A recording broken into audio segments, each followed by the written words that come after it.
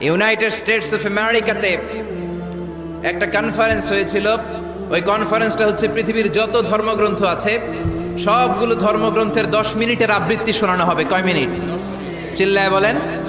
ওখানে গিয়েছে শ্রীমত ভগবত গীতা, গিয়েছে বাইবেল, ত্রিপিটক, দশাতীর, Veda, Purana, Ramayana, Digha Nikaya, Yahwist, sacerdotal, Talmud, Torah, Old Testament, New Testament, Zend Avesta এবং আল্লাহর কোরআন ও কোন সুবহানাল্লাহ।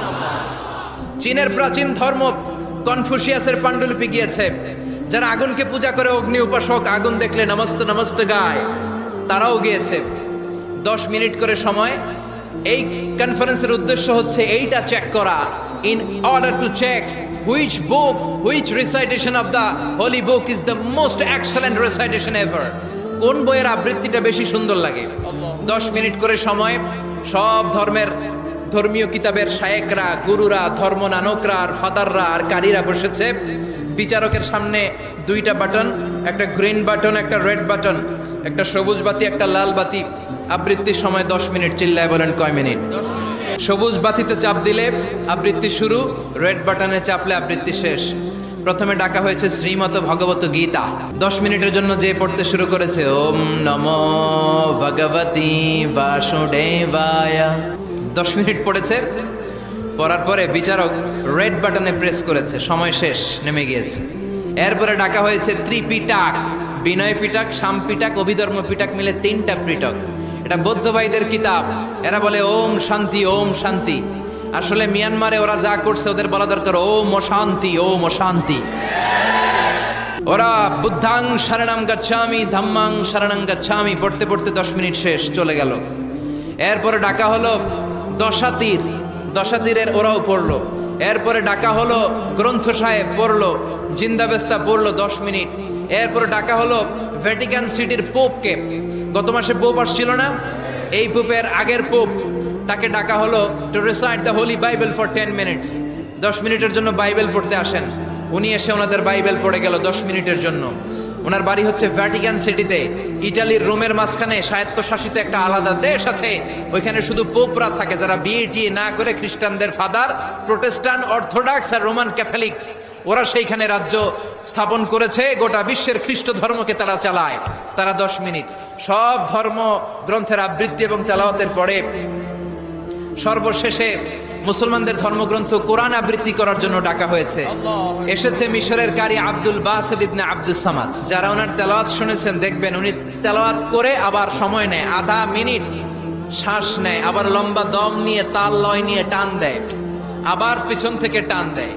তাকে ডাকা হলো now the representative of Muslim community Abdul Basit ibn Abdus Samad will now recite the holy book Quran for 10 minutes.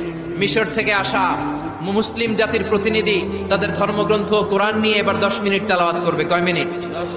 উনি দাড়ি রাখেন না, ক্লিন শেভ, পাতলা একটা চাদর আর জুব্বা পরে চলে এসেছে মাইকের সামনে। এসে আউযু বিল্লাহি মিনাশ শাইতানির রাজীম বলে টান দিয়েছে। সময় কয় মিনিট? উনি সূরা ফাতিহা পড়তে সময় নিয়ে নিছে 13 মিনিট। শ্রীমত ভগবত গীতাওয়ালারা হাততালি দেয়, সময় শেষ, কোরআন গেছে।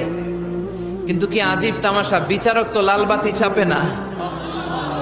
বিচারককে লাল বাতি চাপার বিষয়টা ভুলিয়ে দিয়েছে কে? কেউ যেটা পারে না সেটা পারে কে? আব্দুল বাসিত কয় এই তো সুযোগ পাইছি আমি। বিচারক যেহেতু লাল বাতি চাপে না, আমি আরেকটা সূরা ধরি। উনি কোরআনের সবচেয়ে সুন্দর সূরা আর রহমান তেলাওয়াত শুরু করলেন। উনি উনার গলায় আল্লাহ যত সুর দিয়েছিলেন সব সুর, দরদ, আদর ঢেলে দিয়ে সুরের ঝংকার তুলে পুরো কনফারেন্সকে মাতিয়ে দিয়ে মিনিট হয়ে যায়। বিচারক লাল বাতি চাপে না। 20 মিনিট, 25 মিনিট, 30 মিনিট হয়ে যায়, লাল বাতি চাপে না।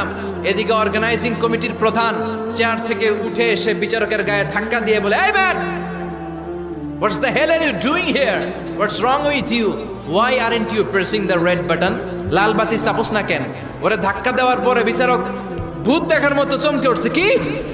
হ্যাঁ, লাল বাতি। অর্গানাইজিং কমিটির চেয়ারম্যান যখন ধাক্কা দিছে, why aren't you pressing the red button? তুমি লাল বাতি চাপো না কেন?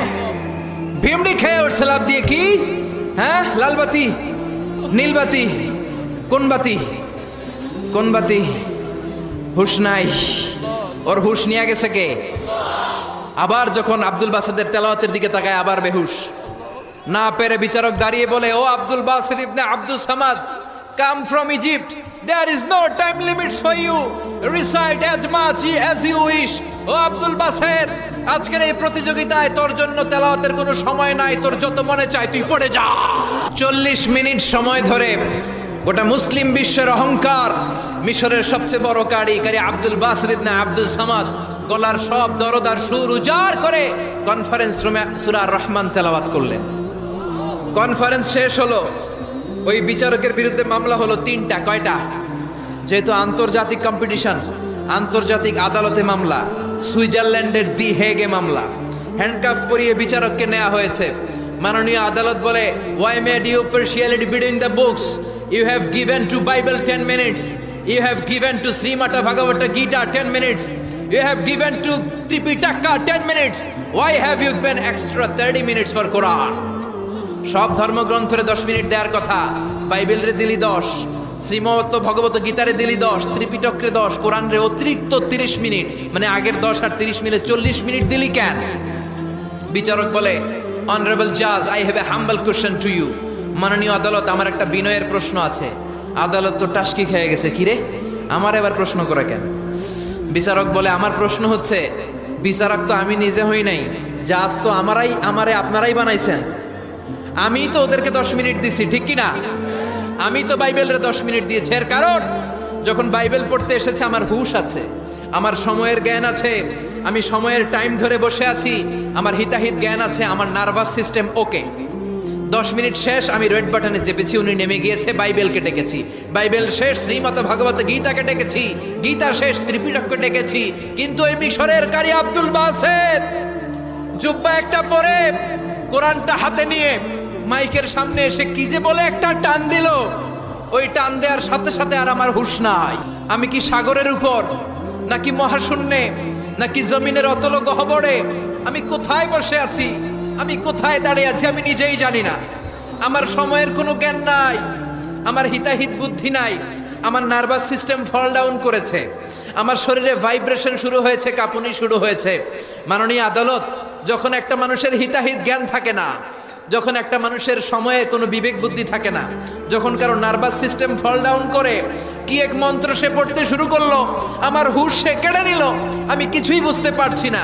যখন আমি আমার সাথে নাই, যখন আমার হুঁশ নাই, যখন আমার নার্ভাস সিস্টেম ফল ডাউন করেছে, এরকম একটা পরিস্থিতিতে যখন আমি medically unfit, how can I press the red button? You answer me. কেমন করে আমি লাল বাতি চাপবো তুমি বলো? প্রিয় ভাইয়েরা, আপনারা যারা আইন নিয়ে পড়াশোনা করেন তারা জানেন, কেউ যদি মেডিকেলি আনফিট থাকে তার কোনো বিচার হয় না, ঠিক কিনা? পাগল খুন করলেও বিচার নাই, ঠিক কিনা? সে কোরআনকে অতিরিক্ত সম্মান দেওয়ার কারণে সর্বশেষে এই বিচারকের কোনো বিচারই হয় নাই। বেকসুর খালাসের ব্যবস্থা এই বিচারককে করে দিয়েছে কে?